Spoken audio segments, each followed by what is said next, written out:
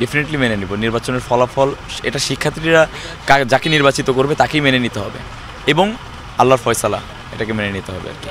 জোর কোনো প্রকার কারচুপি না হয়, যদি শিক্ষার্থীরা যাকে নির্বাচিত করবে ডেফিনেটলি তার কাছে আমি চেষ্টা করবো পরের দিনে আমার ইশতেহারগুলো তার কাছে নিয়ে যাওয়া, যে ভাই আমার এই ইশতেহারে এইগুলো ছিল, এই প্রসেসে আমি এই ইশতেহারগুলো বাস্তবায়ন করতে চাইছিলাম, এইগুলো আপনি করেন, কারণ আমার কোনো সমস্যা নেই তাদেরকে মেনে নিতে আর কি। আর বয়কটের প্রশ্নই আসে না। আমরা আমাদের জায়গা থেকে এই নির্বাচনটা চাইছিলাম বয়কট করার জন্য না, এটাকে উদযাপন করার জন্য। দীর্ঘ 35-36 বছর পর পাওয়া একটা বিষয়, একটা ইতিহাস, এই ইতিহাসের সাক্ষী হতে পারছি, এটা আলহামদুলিল্লাহ। যদি একটি আমাদের রাজশাহী বিশ্ববিদ্যালয়ে আমরা কিন্তু এখন আশাবাদী একটি সুষ্ঠু, সুন্দর, গ্রহণযোগ্য, প্রশ্নহীন, বিতর্কমুক্ত একটি নির্বাচন হবে।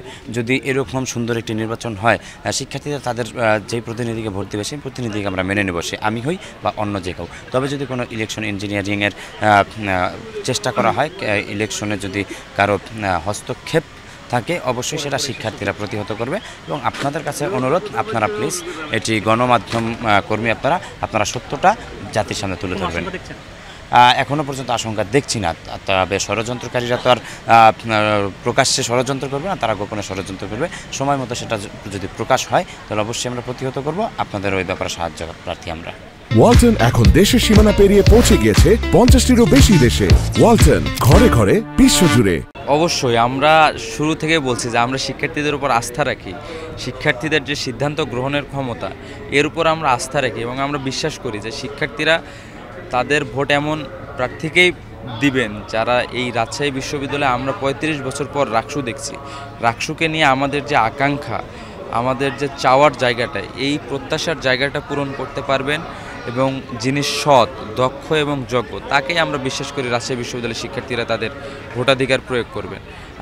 এতে আমরা যদি নির্বাচিত হই, আমরা শিক্ষার্থীদের এই প্রত্যাশা পূরণের জায়গাটি পূরণ করার জন্য আমাদের সবটুকু দিয়ে কাজ করব। আর আমরা যদি নির্বাচিত নাও হই, এরপরেও আমরা শিক্ষার্থীদের এই যে প্রত্যাশা পূরণের যে জায়গাগুলো, এই জায়গাগুলো নিয়ে কাজ করব ইনশাল্লাহ। আর এটি যেমন ঠিক, তেমনই নির্বাচন কমিশন যদি কোনো ভুল করে বা অন্যায় করে বা একপাক্ষিক কোনো সিদ্ধান্ত নেয় বা ইলেকশন ইঞ্জিনিয়ারিং করার চেষ্টা করে, এই জায়গাটাতেও আমরা সমালোচনা করব এবং প্রতিবাদ করব শিক্ষার্থীদের সাথে নিয়ে। আমরা আশাবাদী যে খুবই উৎসবমুখর এবং স্বচ্ছ একটি নির্বাচন হবে। কিন্তু গত একদিন আগে আমরা যেটি দেখলাম যে শুধুমাত্র আমাদের প্যানেলকে কোণঠাসা করার জন্য বা আমাদের যে গণজোয়ার সৃষ্টি হয়েছে প্রজেকশন মিটিংগুলোকে, এগুলোকে থামানোর জন্য তারা অবাস্তব কিছু সিদ্ধান্ত নিয়েছে। আমরা হলে চেয়ার নিয়ে যেতে পারবো না, সাউন্ড বক্স নিয়ে যেতে পারবো না, প্রজেক্টর নিয়ে যেতে পারবো না। তো আমাদের প্রোগ্রামগুলোতে 700-800 শিক্ষার্থী উপস্থিত থাকছেন, তাদের আমরা বসতে দিব কোথায়? তাদের সাথে আমরা কথা বলবো কীভাবে যদি আমরা মাইক বা সাউন্ড সিস্টেম না নিয়ে যেতে পারি? তো এটা আমাদেরকে থামানোর একটা কৌশল হিসেবে আমরা দেখছি। তো আমরা আশা রাখবো যে নির্বাচন কমিশন সামনের দিনে যে সিদ্ধান্তগুলো গ্রহণ করবেন, এটা প্রত্যেক শিক্ষার্থীর জন্যই যাতে লেভেল প্লেইং ফিল্ডটা অ্যাটলিস্ট বজায় রাখে, সবাইকে সমান প্রিভিলেজ দেয়, কাউকে কোণঠাসা করার জন্য না, এ ধরনের সিদ্ধান্তই রাখবেন। এবং স্বচ্ছ নিরপেক্ষ নির্বাচন আয়োজন করতে যা যা করার দরকার, নিরাপত্তা বজায় রাখার জন্য যা যা করা দরকার, নির্বাচন কমিশন এবং বিশ্ববিদ্যালয় প্রশাসন তা করবেন।